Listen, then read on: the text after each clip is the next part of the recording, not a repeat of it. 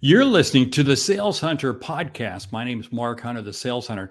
What are we talking about today? We're talking about why prospecting calls should never include a demo. I'm gonna share with you some strategies, some ideas, and some findings that I've got that I want to share with you as to why you should never have a demo be part of a prospecting call. And the show begins right now.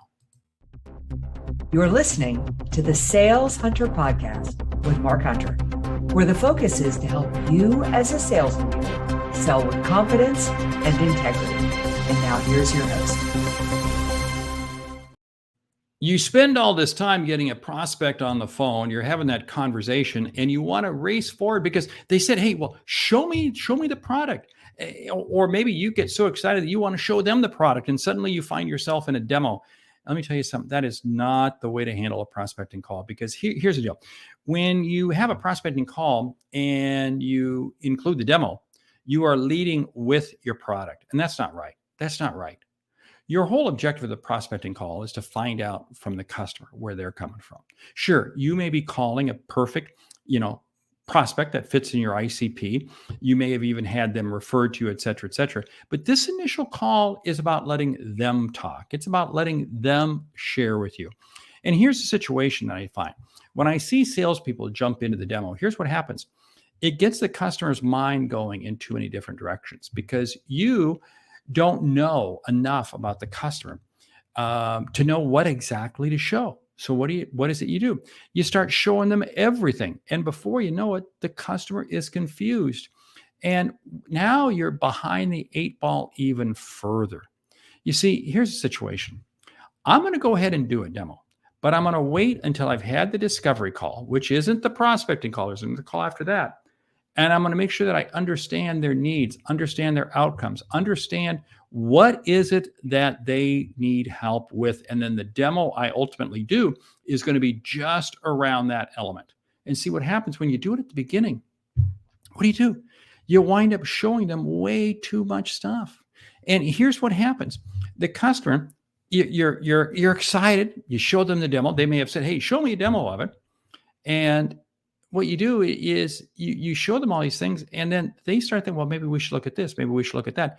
And then they start thinking, maybe I should talk to some other companies. Maybe there's some other solutions. Maybe there's some other ideas. And they lose sight of what it is and the reason for your call. Your call was to find out from them what their challenges are. Now, here's the thing. When the customer says you're on a prospecting call, a call's going great, we'll say. And they say, hey, can you show me a quick demo? You're going to say, yeah, you know what? I could, but I don't really understand enough about your company, about your business.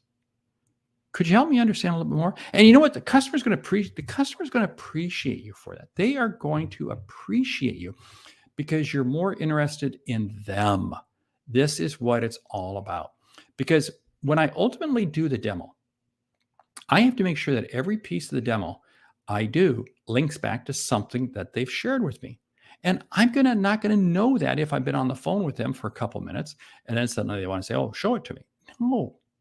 What you do is you have this initial call, you're talking to them and you're letting them share with you. Your call to action is for the next call, which you could say is going to be the discovery call. Fine. And you can sit there and say, hey, we'll block out enough time. And I'm going to have some more questions for you.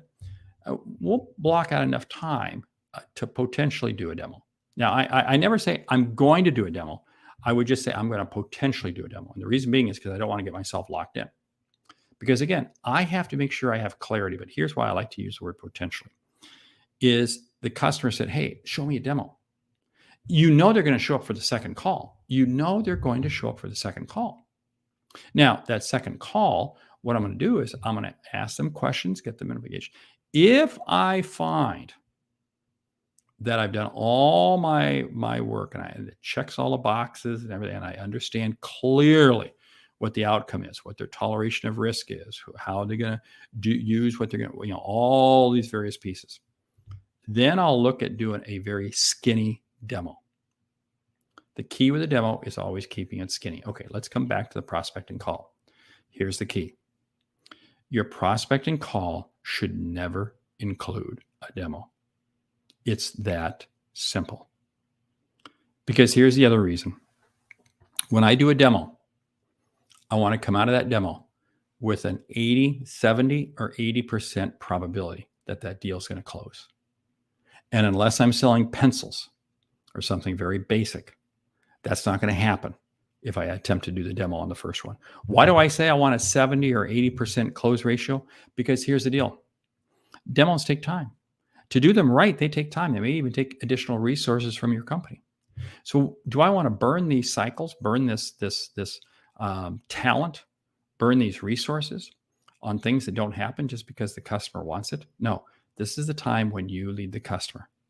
I get to the demo after they've checked all the boxes, and I understand that I have a very high probability because I'm going to craft the demo around the value proposition I'm going to be putting on the table for them. Hey, what have you been listening to today? You've been listening to the Sales Hunter podcast. What is it? It's about me sharing with you insights that you can run with right away. Hey, each week you get 2 podcasts, one a short one like this, and the other one a longer one, which is designed to really do a kind of a deep dive interview with a leading expert in the sales community. The Sales Hunter podcast. Hey, you want to find out more? Go to the website, thesaleshunter.com. Check out the Sales Hunter University. Is where we put all of our online courses. Thank you for listening. And most of all, realize and remember that you're in the greatest profession there is, sales. Why? Because we get to influence and impact people.